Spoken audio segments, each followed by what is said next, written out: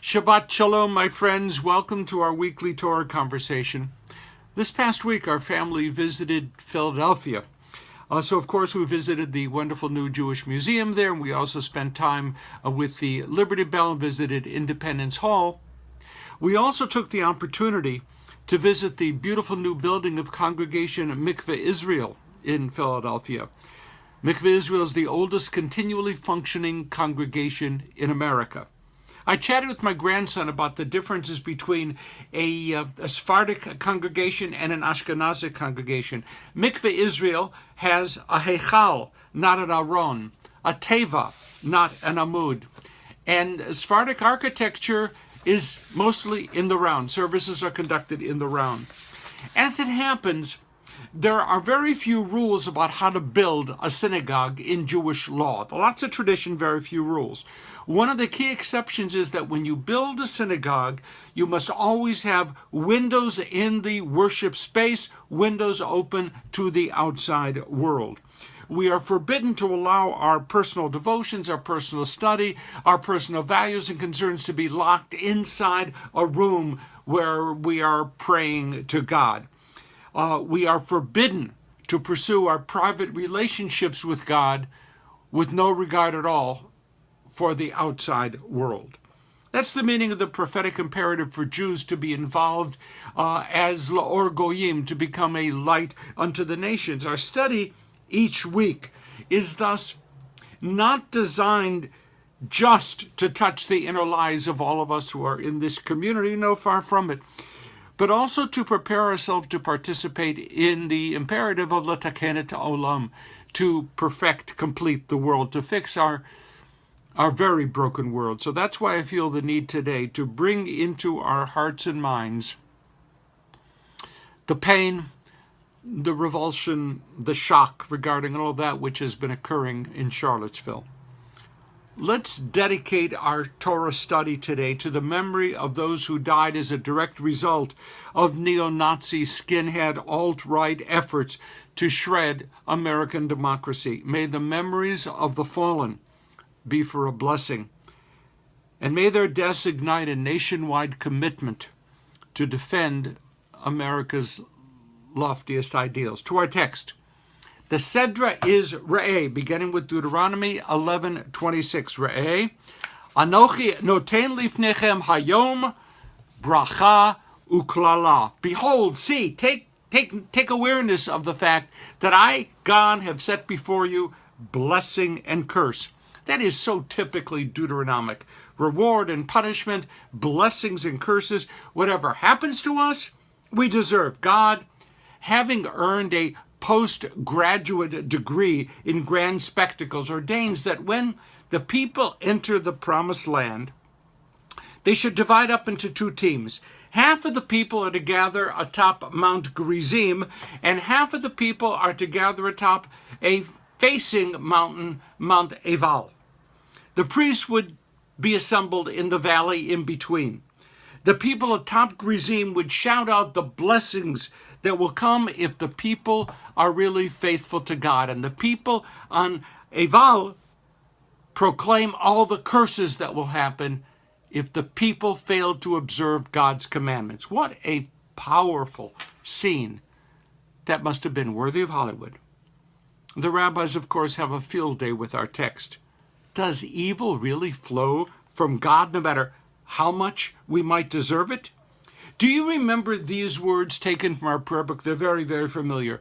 Yotzer or Uvore Choshech. God is described as the one who is the Yotzer, or the one who shapes light, Uvore Choshech, who creates darkness. Very familiar. But not so familiar is the fact that that prayer book phrase is actually lifted from Isaiah chapter 45:7, and that it's an original setting. The following words can be discovered. Here it starts. I am the one who shapes light and creates darkness. Okay, that's what's in the prayer book. And then, in the text, Isaiah, Oseh Shalom Uvorei Ra. And I am the one who makes peace and creates evil. In the prayer book, that's changed to Oseh Shalom Uvorei Hakol. God makes peace and creates everything, cuts that line out, changes Isaiah. But that's what Isaiah taught. God is the source of evil, not just of goodness. That's one of the problems with a strict monotheism. I don't mean to complain. In the Zoroastrian tradition, Angra Mainyu is the architect of evil, and Ahura Mazda is the creator of good. Two competing forces jostling for sovereignty and control of our universe. We Jews do not have the theological comfort of being able to deflect outcomes of evil away from God. The one God alone who rules the universe, that God is responsible for everything. We believe that whatever is flows from God, and that, according to Isaiah, includes evil. If we observe the mitzvot as we are told, then blessings will flow. If we fail to observe, then curses will flow. And if you really want to know whether someone is fundamentally a good person or not, it's really very simple. Just examine their lives. Things going well, they must be good people. Things not going well, obviously, there's some dark spot in their behavior. May I point out that this can be a tremendously harsh system of accounting. Disease is therefore understood to be divine retribution for our failure to observe. Disease. Early death is divine retribution for our failure to observe. Anguish in personal relationships is divine retribution for our failure to observe. So very simple. And so manifestly cruel and inaccurate. Wow. The rabbis, no fools they, try to walk around this. What's the real reward for performing a mitzvah, they ask. Malbim, great commentator, answers as follows. The reward for performing a mitzvah is the privilege to perform another mitzvah. Mitzvah, gereret mitzvah, he quotes. One doing of a good deed opens the door for the performing of another good deed. How much more could one want? And then there's the flip, the corollary. Aveira, gereret, aveira.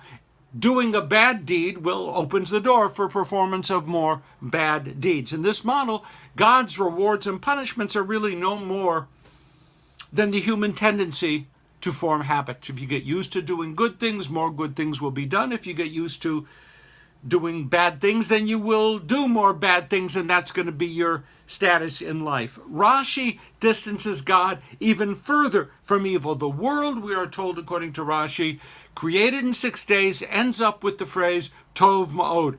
Very good, really good, great stuff. That's God's way. Now, if things go awry in creation, whose responsibility? Our responsibility. We don't need Satan. We don't need Andra Mainyu to explain the presence of evil. When we soil our own nest, then that is the product of the choices that we and we alone make. To put that in Shakespearean terms, Cassius says in Julius Caesar, the fault, dear Brutus, is not in our stars, but in ourselves. Discussion of what is known as theodicy, God's justice, was not finished with this consideration of what's in the Torah. Far from it. Jeremiah disagreed with Deuteronomy. Ezekiel disagreed with Jeremiah. Job challenged everything. The rabbis tried over the centuries many different kinds of fixes. And modern philosophers and theologians veer all the way from those who say, well, what's said in Deuteronomy is in fact correct, to those who way over on the other side, I'd have to say way to the left, if you will, posit the existence of a limited God with limited powers who really wants to do better, but can't. What should we do, my friends, until someone comes along with an answer to all of this that works? And I'd have to say to you that that's not going to be soon, if ever. We are once again today, we are once again today looking evil directly in the face. What are we to do? From my perspective, the following steps are available. We can study and discuss the texts that form the basis for our moral system. We can then assert that evil is not foreign to us, to those of us who are human beings. Civilization, as many have noted, is wafer thin. We can then accept that there is no power that can save us from the impact of our own deeds, or that will save us from the impact of what we do with our own hands. We can then decide that we really care about the fate of humankind. And then we can decide to vigorously commit ourselves today, beginning right now, the day you hear, watch this teaching, to actively join in the struggle against the forces of evil. The best memorial, in my eyes, to those who died in Charlottesville will be our personal commitment to become involved, to study, to care, and then immediately to act. Shabbat Shalom, my friends. That's it for this week. Passes quickly. I wish all of us well. I wish our country well. Have a great Shabbat, a great weekend. And please, when you're finished with this text, please hit share so that others might participate in what we're doing and share in our thoughts and perhaps then share in our acts. Shabbat Shalom, my friends.